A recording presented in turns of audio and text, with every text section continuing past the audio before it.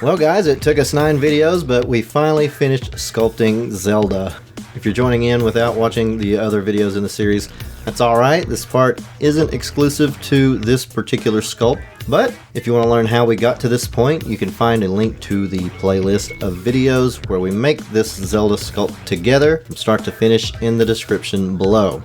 So today we're going to be making a simple backdrop. I'm going to throw in a 3-point lighting setup and make a turntable animation so we can show off our sculpt on Instagram or Twitter or wherever you like to be social with your media. And like I said before, this isn't exclusive to this sculpt. This setup is the same one that I use for most of my sculpts. Okay, so let's get started with the backdrop by adding a plane. Shift A, Mesh, Plane. We'll tab into Edit Mode. We'll scale it up a bit with S. Now let's grab these 2 back verts that are behind Zelda. We'll hit E to extrude it, and press Z so we can snap it on the Z axis, and let's pull it up. And then let's select those same verts that are in the corner again. Press Ctrl B to bevel, and then pull away. You can roll your mouse wheel to get more cuts in there.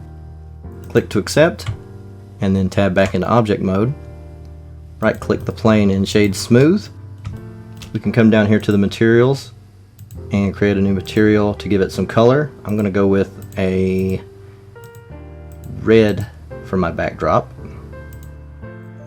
And that pretty well has our backdrop finished. Next up, let's add in a camera. Shift A, and then down here near the bottom is the camera. It's going to spawn there in the middle. Now if we hit 1 and center Zelda up on our screen, if we press Ctrl Alt 0, that's going to snap the camera to our position. And if you orbit out of the camera, you can get back into it by pressing 0. 0 gives you the view from the active camera. So I'd like it to be a little bit closer, and the camera is selected. If it's not selected, you can kind of come over to the edge here, see where it starts to highlight, and you can click it and it'll make it active, and then you can start moving it around. You can also click it up here in the outliner to select it. With it selected, even when we're in the view, we can hit G and we can move it around. You can still snap it on whatever axis you want by hitting X or Y or Z. But you can zoom in by clicking G and then middle clicking with your mouse, and it'll zoom in and out. It's bringing the camera towards and away from Zelda. So let's get her kind of framed up to where she's going to be as big as the camera, and we'll center her up. I'm going to keep this in this view. We'll worry about the camera settings later, but for now let's come up to the right where your cursor turns into a plus up over here. We'll click and drag to the left to split the view. On this right view, I'm going to just put it back into solid. We're going to be paying attention to the left side to get our lighting right, and on the right side we're just going to use this for placement. But on the left side over here, we want to get to this little drop down over here on this side, and we've kind of squished it. We can pull this out in order to get here to turn the scene lights and scene world on, but if you're squished up like this, you can scroll through this with middle click. You can middle click and drag, and you can move these around. So let's pull this tab down, turn on scene lights and scene world. In the world settings over here, your color is most likely going to be a grayish white color, and the strength is going to be all the way up to 1. I usually don't use the world colors when I'm getting ready to render something. I usually just drop it all the way down to nothing, which makes it completely black. You can't see anything because, I mean, there's no light in the world. We're going to fill these with our own lights. So on this right side over here, we're going to shift A over here to light and add a point light. You can see it shows up here on the left. And we're going to make a pretty simple 3-point lighting setup. So let's grab our light that we just spawned in. I'm going to go into the top view, which is 7. I'm going to move it over here to the right, and we're going to move it up. And it's really dim. From here to here, she's not getting any light on her. If we come down here to this little light bulb, that's going to be our object data properties for this light. We can change the power right here. You can change the color. You can even change the different types of lights that there are. But I usually just stick with the point lights. You can use the area light or the spotlight if you want to, or even the sunlight, but I usually stick with the point light. I'm going to change this. This is going to be our key light, what's giving us the most light, that's giving us our shapes on our faces and stuff like that. So I'm going to change the power to 1000. So we can move this around. I like to do it in top view, that way I can move it around the character, but I'm going to keep it round about right here. Now down here in our light settings, we've got our radius. As you pull this to the right, you can see this little circle around the light grows. And the way I like to think of it is, the bigger this light is, the softer the shadow lines are going to be. And the smaller this light is, the tighter they're going to be. You see how we got kind of a crisp edge along our torso here? If we make this bigger, it kind of makes it a softer gradient. So I like to keep this one pretty small. I'm going to bring it over about right here. And I'm going to move it up just a bit. I want the light to come down like this. Let's select this light and duplicate it, and I'm going to bring it down here. And now it's a little too bright.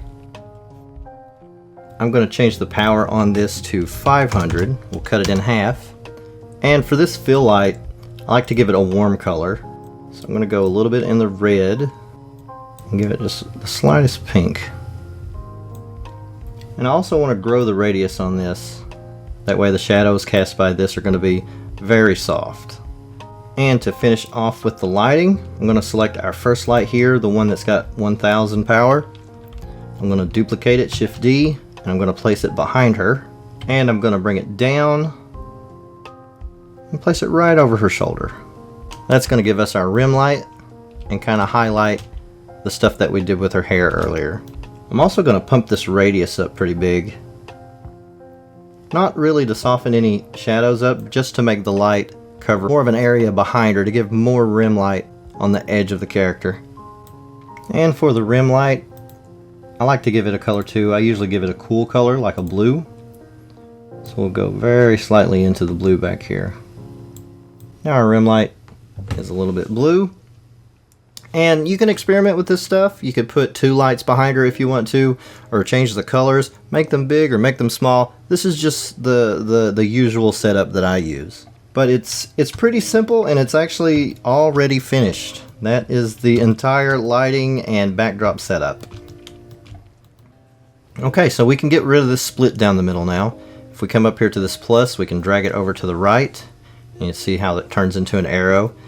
If we pull over to the right and let go, it's going to maximize this whole window back up.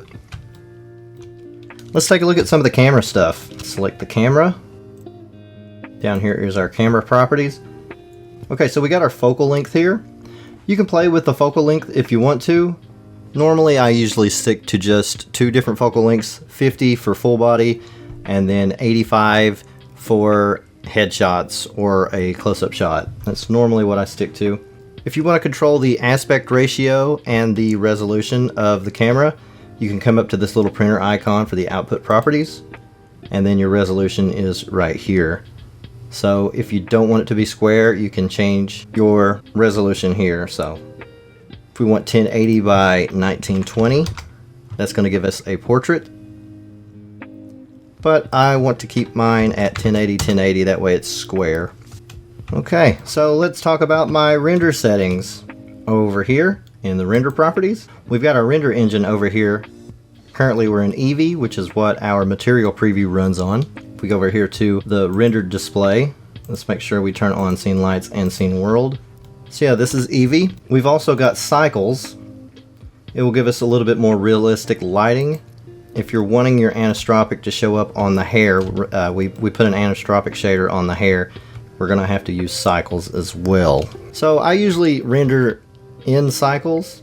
Down here in the device, you can change it from your CPU to your GPU. So if you've got a graphics card, you probably want to render with your graphics card. Under the render here, you've got your max samples. The higher this is, the longer it's going to take to render. The lower it is, it'll be quicker, but it might be a little bit noisier. I usually keep mine pretty low at just 50. Because what I've found, the characters that I sculpt, there's not really a huge difference between 50 and 4000. And I mean, that's for the characters that I sculpt. If I was doing something super detailed and intricate, or you're wanting to get a lot of light bounces and stuff like that, or things that I don't know about, you probably want more samples. But For a simple character render, 50 samples is fine, and it's nice and it's quick. So I mean, as it is right now, we could just hit F12 and render the image. Yeah, there it is. But we want to be able to get more angles, and if we want to get like an image from the side over here, we're going to lose our backdrop, and we got a lot of light in the back just blowing it out. So what we can do is animate a turntable, and instead of just grabbing Zelda here and then animating her spinning, it's easier to animate the lights and the camera and the backdrop spinning around her instead. So the way that we can do this is we'll add an empty. Now you can use any of these. I tend to use the cube, and I'll keep it really big. That way it's easy for me to find and grab. So what we're going to want to do is grab these lights. We can hold down shift and grab each one of these, and the camera and the backdrop, and then click the empty last. We'll hit Control P, and we'll parent it to Object Keep Transform. So we'll deselect everything. Now when we click the empty, if we rotate it on the Z-axis, it'll spin around. And it might make more sense if I go into the camera view with 0, and then I start spinning it like this. See, Zelda, in the camera's perspective, Zelda is turning, and everything else is staying still. So the cool thing is the lights are also rotating along with the backdrop and the camera and everything. So no matter what, from this view, the light is always in the same spot. Like, to this camera, the key light's always on the right, the fill light's always on the left, and that rim light, the backlight, is always going to be right behind her, always giving us that rim light. So if we want to get a close-up shot, what I would do is grab this empty, rotate it to where the light's behind her, and then I'll hit Control-Alt-0 to bring the camera to this position, and then I'll zoom in to where I want to take the render. So I can hit F12 here, and I can grab a render right here. So if we grab our empty, our camera is still going to stay at this position but still be parented to the empty. So if we rotate it around, our camera still stays in this position and it's still rotating around Zelda the same way. See how the camera's still stuck right in her face? Okay, so I'm going to undo to get everything back to where we had it before, and we're going to animate this. So let's pull down our bottom window here, and let's change this to the timeline. So a real quick thing about how this animation thing works. I don't know a whole lot about it, I just know enough to get by with animating this turnaround. That's pretty well all I learned about it. Let's say we have a cube. We're just going to throw one out here.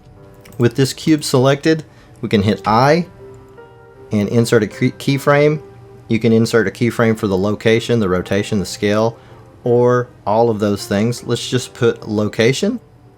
And then if we come up on the timeline, let's say 60 frames, and we move it over here, and then insert a new keyframe. Now when we move this back and forth, it's going to move from the first keyframe to the second keyframe. That's pretty well all that we need to know for animating this. For the length of this turnaround, I usually put mine at 140 frames. So you can change the end frames over here. It's this one over here. So back here on frame 1, I'm going to select the empty, hit I, insert a keyframe on rotation, and then I'm going to come over here to 140, and I'm actually going to go 141, one frame after. That way it doesn't have this weird pause at the end.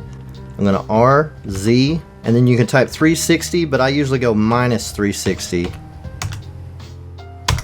Hit I, and then click rotation again. Now when we hit spacebar, it'll start animating, and it's spinning around. If we hit 0, we can be in the camera view, and we can see that it's turning around by itself. But it starts off slow, and it speeds up, and it ends slow. Now that's fine, I use that sometimes, but sometimes I want it to be spinning continuously to where there's no slowdown and there's no stopping. So what we can do is select the empty, and then down here in the timeline hit A, and then V, and then click vector. Now when we press spacebar to play it, everything's moving at the same speed. And when it gets to the end, it starts back over. And if you didn't have this in the view, you wouldn't really know when it starts and stops. So that's the turntable. So how do we get this turntable rendered out to where it's going to be something that we can share? If we come over here to the little printer icon, the output properties, click on it and scroll down. We come down here to output, and you see there's a box down here. If we click on this, we can select a folder that we can save all of these renders to. It's going to render each one of these frames out as a single image. So if we create a folder, and we'll name it Zelda Turn. Let's go in here and select this folder. And then you got file formats you can choose down here. You've got the PNG, which is what I normally export to, but you can also export it as a video. But normally I choose a PNG and then I'll put it together in a video editor. That's pretty well the only settings that I'm worried about, is where it's going, what the file format is, and then, I mean, it really doesn't matter. You can keep it on alpha if you want to, but I mean, it's not really needed. So last thing, up here in render properties, scroll all the way down to the bottom. We've got our color management. Under here at view transform, I usually choose filmic, and then for the look, I normally go with medium high contrast. And you probably want to check it out in the render view just to make sure this is how you want it to look. Now's the time before you start rendering all these images to make any last minute changes that you want, like if you need this light to be moved over some or anything like that. I think it's going to be fine. So the next bit we need to do is go up here to render. Before you start rendering, you probably want to save what you've got so far. So we'll save it, then we'll go up to render, and then render animation. Now, while this is rendering, you probably want to bring this down into solid view. That way your viewport display isn't using up your video RAM if you're using a video card, because sometimes when you start messing around in here in rendered view, while it's trying to render this stuff out, you might use up all your video RAM and it'll just say run out of video RAM, and then it won't render anything else anymore. So keep this in solid view, let this render, and then once it's finished, I'll show you how I normally splice them together. I'll just time lapse through all these little render frame things here.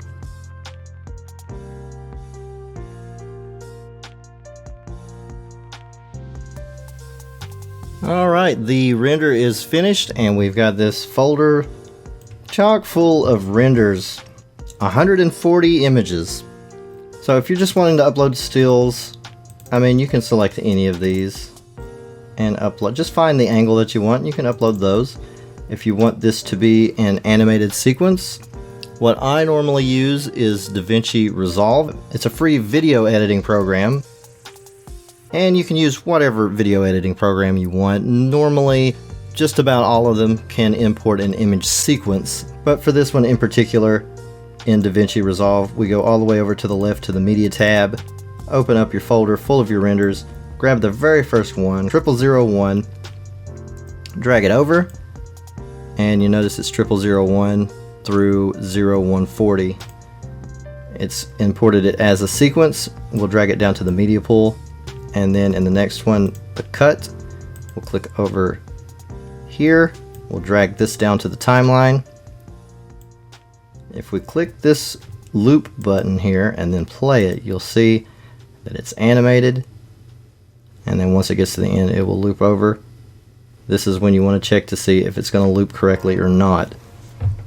Everything looks fine. Now, there's a lot of things you can do in Davinci Resolve. I don't know very much about it. I know pretty well what you've seen so far, how to bring in a PNG sequence, drop it into the timeline, and then export it. You can do things over here like color grading, you can make things look nicer and stuff, but I haven't looked up the tutorials on them. I have no idea how to use this thing.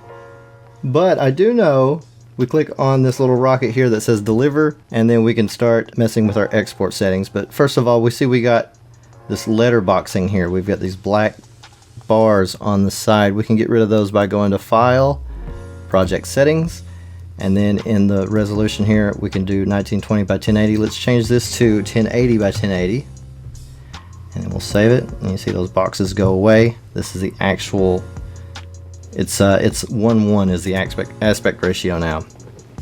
Anyways, I normally choose the Twitter setting here. Change the file name, we'll just say Zelda Turn. And then the resolution, we'll go to custom and we'll change it to 1080. Add it to the render queue. It's going to ask us where to save it. We'll save it right here. And then once it pops up over here on the right, we'll hit render all, and it shouldn't take just a second. It's not that many frames. And it's already finished. So now when we go over to our videos and open it up, here it is, our final render. It is completely done. I know it took us 10 videos to do it, and some of them were like an hour long, or a little bit over an hour long, and I apologize for that. This is the first time I've ever made like a tutorial series or anything like that. So with that said, if there's anything, guys, that you think I can improve on these kind of tutorial videos, let me know in the comments below. I would love to make this a little bit more streamlined, make it a little bit more easier to understand, and for me to figure out what I need to fix. It would be great if I could get some feedback. That would be awesome. Other than that, man, thanks so much for hanging out with me for 10 videos and sculpting this Zelda with me. Or if you didn't do the Zelda sculpt and you did your own character, that's cool too. If you upload a turntable or something like that to your social medias or something, tag me in it. I would love to see it. If you're already subscribed to the channel, I will see you next time. If you're not, then who knows? I might see you on down the line sometime. Thanks so much for watching, guys. See ya.